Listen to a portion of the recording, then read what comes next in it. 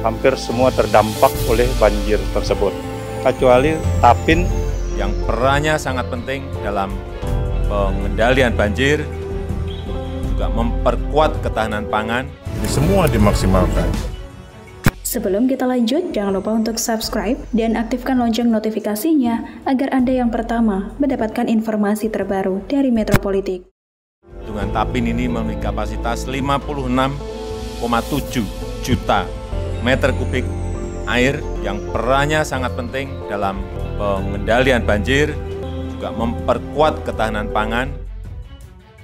Indonesia adalah negeri dengan sawah dan ladang membentang di setiap pulaunya, yang puluhan juta rakyatnya hidup dari pertanian.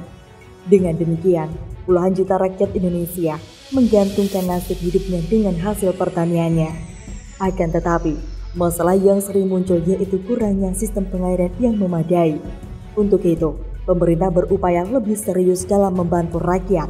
Dalam hal ini, pemerintah sedang menggenjot pembangunan bendungan di seluruh Indonesia. Pasalnya, bendungan sangat bermanfaat untuk melancarkan petani untuk meningkatkan intensitas tanamnya.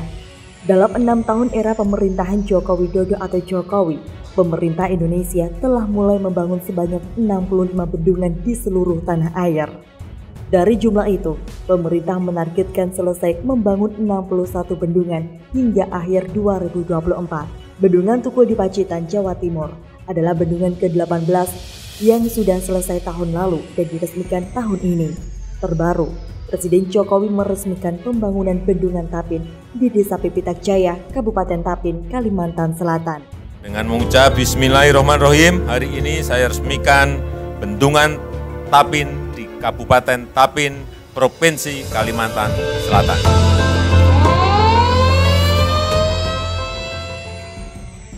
Proyek Bendungan Tapin dimulai sejak 2015 dengan menghabiskan anggaran sebesar 986 miliar rupiah. Bendungan dengan berkapasitas 56,7 juta meter kubik air ini memiliki banyak manfaat. Bendungan Tapin akan dimanfaatkan sebagai sumber energi baru di Kalimantan Selatan. Dengan air baku 0,5 meter kubik per detik menghasilkan tenaga listrik 3,3 megawatt. Selain itu, berperan sangat penting dalam pengendalian banjir.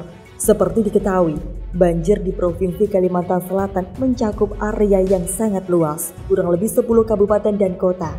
Untuk itu, banjir memerlukan penanganan yang komprehensif dari hulu sampai hilir. Selain itu, bendungan juga dapat dimanfaatkan untuk memperkuat ketahanan pangan karena bisa menyediakan irigasi dengan luas wilayah untuk 5.472 hektar. Tapin untuk tahun ini tidak terdampak karena bendungan yang ada ini sudah difungsikan. Bendungan Tapin ini memiliki kapasitas 56,7 juta meter kubik air yang perannya sangat penting dalam pengendalian banjir. Keberadaan bendungan ini menjadikan Kabupaten Tapin menjadi salah satu wilayah dengan terdampak paling kecil pada bencana banjir yang melanda sejumlah wilayah di Kalsel beberapa waktu lalu. Berdasarkan informasi dari Kementerian Pekerjaan Umum dan Perumahan Rakyat atau PUPR, proses impounding atau pengisian awal Bendungan Tapin telah dimulai sejak Oktober 2020 lalu.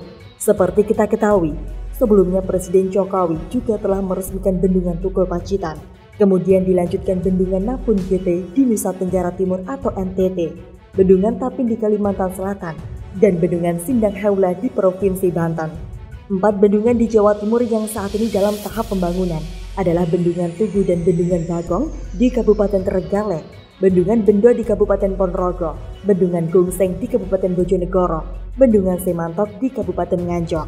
Bendungan Tugu dan Gungseng dijadwalkan selesai dan diresmikan di tahun ini. Desember lalu, Menteri Pekerjaan Umum dan Perumahan Rakyat atau Menpupera, Basuki Hadi Mulyono mengatakan pihaknya telah membangun 18 bendungan baru selama 2015 sampai 2020.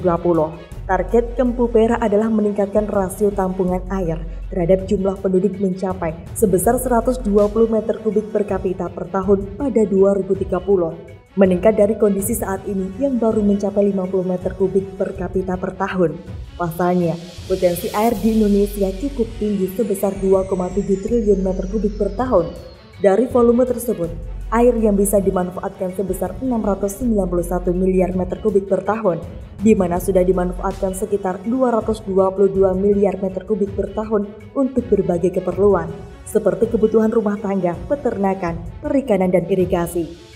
Ini semua dimaksimalkan. Ini ada sekitar 70 juta meter kubik ini kapasitasnya. Jadi masih bisa untuk perikanan, bisa untuk asal tidak ada keramba.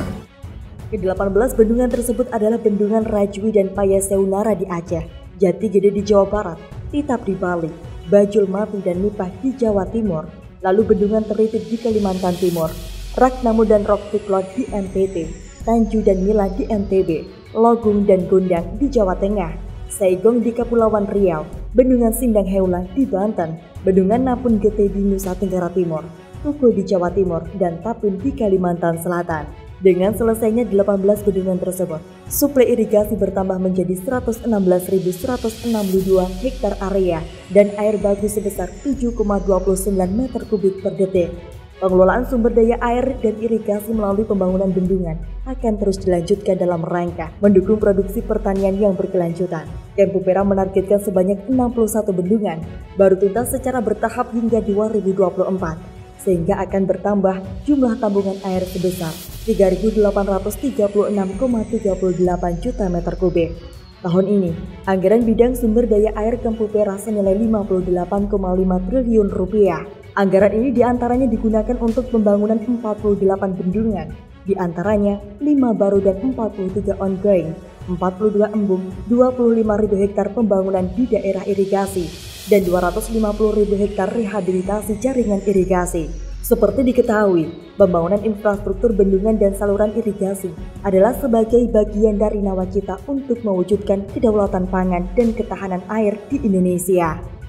Semoga informasi ini bermanfaat. Silakan tinggalkan pendapat Anda di kolom komentar. Subscribe, like, dan share video ini. Terima kasih.